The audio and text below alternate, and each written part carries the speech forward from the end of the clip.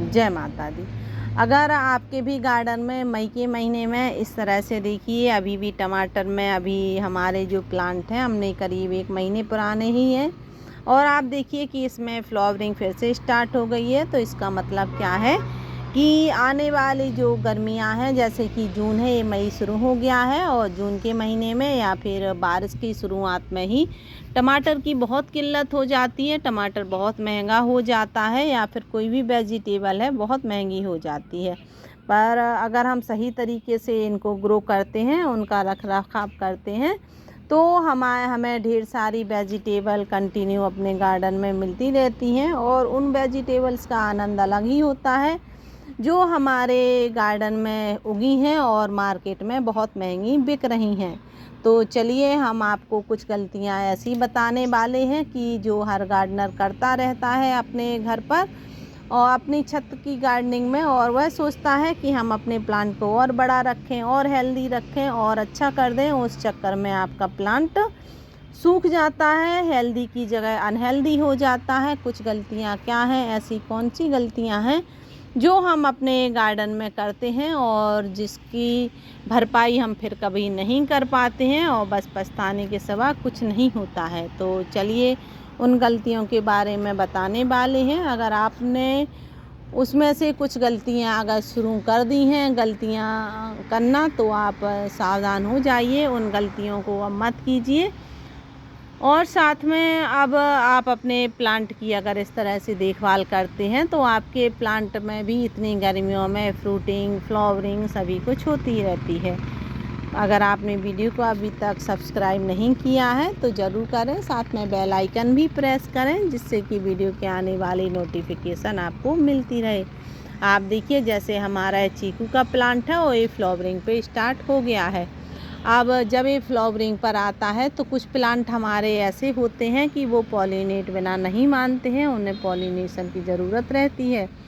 कुछ तो अपने आप पॉलिनेट हो जाते हैं, जैसे कि हमारा ये टमाटर का प्लांट है। जब भी हम छत पर आते हैं तो हम अपने प्लांट को इस तरह से अगर जैसे ही थोड़ा सा हम प्रेस करते हैं, तो इनमें जो एक फ्लावर रहता है उसमें मेल और फीमेल दोनों ही फ्लावर रहते हैं। तो जैसे ही हम इसको थोड़ा सा इस तरह से प्रेस करते हैं, हिलाते हैं, तो ये पॉलिनेट अपने आप हो जाता है, और इसके सभी जो फ्लावर हैं वो फ्रूट में कन्वर्ट हो जाते हैं। तो आप इस तरह से इसको पॉलिनेट कर सकते हैं। और आप चाहें तो जैसे कि हमारा ये चीकू का प्लांट पौधा है, और इसकी जो फ्रूट हैं वो अगर हम इस तरह से इसकी टिप को, इसके फ्लावर को इस तरह से थोड़ा सा प्रेस कर देते हैं, तो भी ये पॉलिनेट हो जाता है।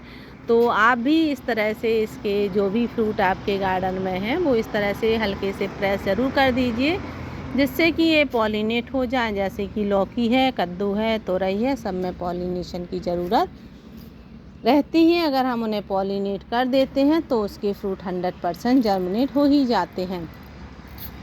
दूसरा हमारा काम क्या रहता है कि जब भी हम देखते हैं कि हमारे प्लांट की मिट्टी सूखी है, तो हम छत पर आते हैं तो हम टाइम नहीं देखते हैं, चाहे वह दोपहर का टाइम हो चाहे कोई भी टाइम हो। जब भी टाइम मिलता है हम आते हैं तो उसमें पानी भर देते हैं। ये भी बहुत बड़ी गलती है, क्योंकि प्लांट को कभी भी आप धूप में अगर पानी देते हैं तो आपका प्लांट 100% ख़राब हो ही जाता है।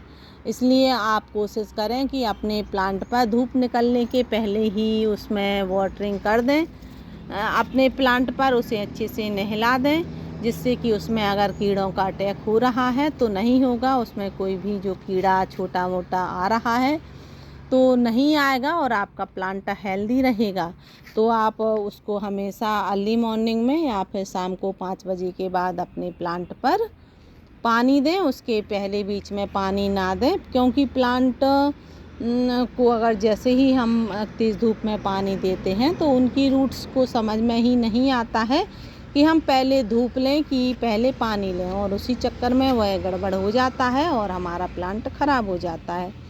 तीसरा है कि जैसे ही आप देखते हैं कि हमारे प्लांट पर फ्रूट सेट हो गए हैं, तो हम इसमें ढेर सारी कंपोस्ट मिलाने लगते हैं। जो भी हम जैसे भी जो बिगनर हैं वो जैसे ही ढेर सारी वीडियो देखते हैं, कभी हमारी देखी, कभी और किसी की देखी, और क्या करते हैं कि उनमें आप बस इस लालच में कि और ज़्यादा फ्रूट बनेंगे। कुछ वीडियो में तो ऐसा बताया जाता है कि आप ज़रा सी कंपोस्ट दीजिए और आपके फ्रूट 2 दिन में ही बहुत बड़े बड़े हो जाएंगे, लेकिन ऐसा नहीं होता है। नेचर ऐसा है कि वो अपने समय से ही उसके फ्रूट लगते हैं और पकते हैं, पर अगर आप उसकी केयर करते हैं तो थोड़ा उनका टेस्ट बढ़ जाता है, रसीले हो जाते हैं। तो आप क्या करें कि इसमें आप ढेर सारी कंपोस्ट का यूज़ ना करें। जब भी आप अपने प्लांट पर देखते हैं कि इसमें फ्लावरिंग स्टार्ट हो गई है, फ्रूटिंग स्टार्ट हो गई है, चाहे वो फ्रूट वाला हो, चाहे वो वेजिटेबल वाला हो, तो आप उसमें हर 8 दिन में अगर एक लिक्विड कंपोस्ट का यूज करते हैं तो आपके जो प्लांट हैं उसके फ्रूट बहुत हेल्दी भी होते हैं और बड़ी साइज़ के होते हैं और रसीले होते हैं। तो आप हर 8 दिन में केवल एक बार ही अपने जो प्लांट की मिट्टी है उसमें लिक्विड कंपोस्ट का यूज ज़रूर करें। और तेज़ गर्मी, उसके बाद अगली गलती क्या होती है कि तेज़ गर्मियों में हम कंपोस्ट का यूज़ करते हैं अपनी मिट्टी पर। कभी हम गोबर की खाद दे देते हैं, कभी बर्निंग कंपोस्ट दे देते हैं, कभी किचन कंपोस्ट, और हर दूसरे दिन ऐसा ही करते रहते हैं कि हमारा प्लांट बहुत बड़ा हो जाए। लेकिन ऐसा नहीं होता है, क्योंकि हमारा प्लांट तो तभी बड़ा होगा जब उसका समय पूरा हो जाएगा। तो आपको ऐसा नहीं करना है। अगर इतनी तेज़ गर्मी है, अगर आप अपने प्लांट पर जो ड्राई वाला कंपोस्ट यूज़ करना चाहते हैं तो गर्मियों में मत कीजिए, क्योंकि इससे हमारे प्लांट जल जाते हैं। आप केवल अपने प्लांट पर लिक्विड कंपोस्ट का ही यूज़ कीजिए, क्योंकि लिक्विड कंपोस्ट हमारे प्लांट को तुरंत मिल जाता है पानी के रूप में। और डाइल्यूट भी कैसा करना है कि पहले तो जैसे सर्दियां रहती हैं तो आप क्या करते हैं कि अपने प्लांट पर हम कहते हैं कि आप 1 मग में 2 मग पानी मिला दीजिए और अपने प्लांट को दे दीजिए, लेकिन ऐसा नहीं करना है गर्मियों में। गर्मियों में क्या करना है कि 1 मग में आपको 10 मग पानी मिलाना है, फिर अपने प्लांट को देना है। हल्की फुल्की कंपोस्ट देना है, ठंडी खाद देना है। जितना संभव हो सके अपने प्लांट को ठंडी ही खाद दें, कोई गर्म खाद का यूज़ ना करें। अगर आपको पता नहीं है कि ठंडी खाद क्या होती है तो आप मेरी वीडियो में जाकर देख सकते हैं कि ठंडी खाद क्या होती है। उसके बाद आप देखते हैं कि जो कि आपकी वेजिटेबल है जो कि इस तरह से बढ़ने लगती है, तो आपको इस तरह से छोड़ देते हैं नीचे, और वो अपने आप बढ़ती रहती है, मिट्टी में लगी रहती है, और उसके जो पत्ते रहते हैं वो मिट्टी में जैसे ही लगते हैं उनमें फंगस स्टार्ट हो जाती है। तो अगर उसको अपने प्लांट को फंगस से बचाना है तो आप इस तरह से उन्हें कोई भी ब्रांच का सहारा या फिर इस तरह से रस्सी का सहारा ज़रूर दीजिए, जिससे कि वो उसमें देखिए अपने आप चढ़ते रहेंगे और आपको ज़्यादा मेहनत उनके साथ नहीं करनी पड़ेगी, और ये अपना जो ग्रोथ पीरियड है वो अपने आप ही पूरा करते रहेंगे। उसके बाद हमारी अगली गलती क्या रहती है कि जैसे ही हम अपना प्लांट देखते हैं कि हमारा प्लांट बहुत बड़ा हो गया है, बहुत हेल्दी हो गया है, तो हम क्या करते हैं कि हम उसको खाना पीना तो खूब देते हैं, धूप खूब देते हैं, पर उसकी केयर नहीं करते हैं। हाँ, लेकिन हमारे प्लांट को कीड़ों का अटैक भी समय समय से झेलना पड़ता है। तो आप कोशिश करें कि अपने प्लांट पर एक जो फंगीसाइड है, जो नीम ऑयल का यूज़ अपने प्लांट पर ज़रूर करें। नीम ऑयल की पत्तियों का लिक्विड का, जो कि हम आपको घर पर ही बनाकर बताते हैं। तो आप उसका स्प्रे अगर अपने प्लांट पर करते हैं तो आपका प्लांट हेल्दी भी रहेगा, साथ में उसमें कोई भी कीड़ों का अटैक नहीं होगा।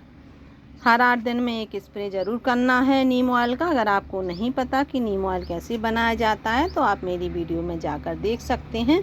नीम ऑयल हम नीम के पत्तों से ही बनाते हैं, तो आप देख लीजिए कि किस तरह से बनाया जाता है, तो उसका स्प्रे ज़रूर कीजिए। उसके बाद जब देखते हैं कि हमारे प्लांट के इतने ज़्यादा पत्ते बहुत ज़्यादा बड़े बड़े हो गए हैं, फिर भी हम कुछ नहीं करते हैं और नीचे से ही इनके पत्ते शुरू हो जाते हैं बड़े होना, और फ्रूट कम लगते हैं, प्लांट ज़्यादा बड़ा हो जाता है, यही सबसे बड़ी गलती होती है। हम क्या करें कि हमारे जो प्लांट के जो नीचे के पत्ते हैं आप उनको कट कर दीजिए, जिससे कि ये एनर्जी पूरी अपने फ्रूट में बनाने में लगाएं। और जो नीचे के पत्ते हैं वो हमारे प्लांट की एनर्जी लेते रहते हैं, इसलिए इनको बचाने के लिए इनकी एनर्जी को आपको इनके पत्तों को नीचे जो बड़े पत्ते हो जाते हैं उनको कट कर देना है, और जो छोटे पत्ते हैं उनको रहने देना है, क्योंकि ये खाना बनाते हैं हमारे फ्रूट के लिए। और बड़े पत्ते एनर्जी लेते हैं, तो बड़े पत्तों को हटा दीजिए। और इससे आप इसको फेंकना नहीं है, आप इनसे लीफ कंपोस्ट बना सकते हैं। अगर आपको लीफ कंपोस्ट भी बनाना नहीं आता है तो आप मेरी वीडियो में जाकर देख सकते हैं कि लीफ कंपोस्ट कैसे बनाया जाता है। और आप देखिए कि जैसे ही हमारे प्लांट की मिट्टी इस तरह से सूख जाए, तो इस तरह से दरारें नहीं पड़नी चाहिए हमारी मिट्टी पर। जैसे ही दरारें पड़ती हैं तो हमारा प्लांट सूखने लगता है। तो जैसे ही दरारें पड़े इस प्लांट की मिट्टी पर, उसमें अच्छे से पानी दें। देखिए इस तरह से इसको सूखा नहीं रखना है। आप जब देखते हैं कि आपके प्लांट की मिट्टी करीब 2 इंच तक गीली है तो फिर उसमें पानी नहीं देना है, लेकिन अगर ड्राई हो चुकी है तो फिर उसमें भरपूर मात्रा में पानी देना है। और इतना पानी देना है कि इसकी मिट्टी पूरी अच्छे से गीली हो जाए, और बार बार इसमें पानी बहुत ज़्यादा नहीं देना है, वरना आपकी मिट्टी ख़राब हो जाएगी। उसके बाद जब भी आप कोई भी लिक्विड कंपोस्ट का यूज़ करते हैं तो हमेशा संभव हो सके तो शाम को ही अपने प्लांट पर लिक्विड कंपोस्ट का यूज करें, और साथ में तभी उसी प्लांट पर आप लिक्विड कंपोस्ट का यूज करें जिसकी मिट्टी इस तरह से सूख गई हो। तभी आप लिक्विड कंपोस्ट का यूज़ करेंगे, तभी आपका प्लांट उस कंपोस्ट को ले पाएगा। अगर इस तरह से गीली इसकी मिट्टी है तो उसमें आप लिक्विड कंपोस्ट का यूज़ बिल्कुल नहीं करेंगे, क्योंकि ये आपके प्लांट को नहीं मिलेगी। ये केवल मिट्टी में रहकर नीचे बह जाएगी दूसरे दिन जब आप पानी देंगे। लेकिन जैसे ही आप इस तरह से सूखी मिट्टी में आप लिक्विड कंपोस्ट देते हैं तो आपके प्लांट को वैसे भी नीड रहती है पानी की, तो ये तुरंत पानी को एब्जॉर्ब कर लेता है उस कंपोस्ट को, और आपके जो प्लांट में जो फ्रूट लग रहे हैं वो जल्दी से सेट होने लगते हैं। आप जब कंपोस्ट देते हैं तो आप हमेशा सोचते हैं कि हमारे कुछ जो फ्रूट वेजिटेबल वाले प्लांट हैं उनके कुछ फ्रूट गिर रहे हैं, और उस चक्कर में हम ढेर सारी कंपोस्ट देते रहते हैं कि सभी फ्रूट में कन्वर्ट हो जाए, लेकिन ऐसा नहीं होता है। कुछ फ्रूट हमेशा फ्लावर्स बनकर जो मेल फ्लावर रहते हैं वो झड़ जाते हैं, जो फीमेल वाले रहते हैं वही फ्रूट में कन्वर्ट होते हैं। तो आपको बिल्कुल टेंशन नहीं करनी है, हर प्लांट के साथ यही होता है। कुछ मेल फ्लावर आते हैं, कुछ फीमेल आते हैं। जो मेल रहेंगे वो झड़ जाएंगे, और जो फीमेल रहेंगे वो रहेंगे और वो फ्रूट में कन्वर्ट हो जाएंगे। तो आप इस तरह से, और देखिए कि हमारा छोटा सा प्लांट है और आप देखिए कि उसमें ढेर सारे फ्रूट सेट हो रहे हैं, और जो हमारा ये मेल फ्लावर था ये झड़ जाएगा। इसकी पहचान नहीं होती है कि आप देखिए कि इसके पीछे कोई फ्रूट जैसा नहीं लग रहा है, और इसके पीछे आप देखिए कि इसमें बैगन सा दिख रहा है। तो यही मेल और फीमेल की पहचान है। तो आशा है कि आपको वीडियो अच्छी लगी होगी, और अगर आप ये गलतियां कर रहे हैं तो अगली बार नहीं करेंगे इन गलतियों को। अगर वीडियो अच्छी लगी तो वीडियो को सब्सक्राइब ज़रूर करें। Thank you.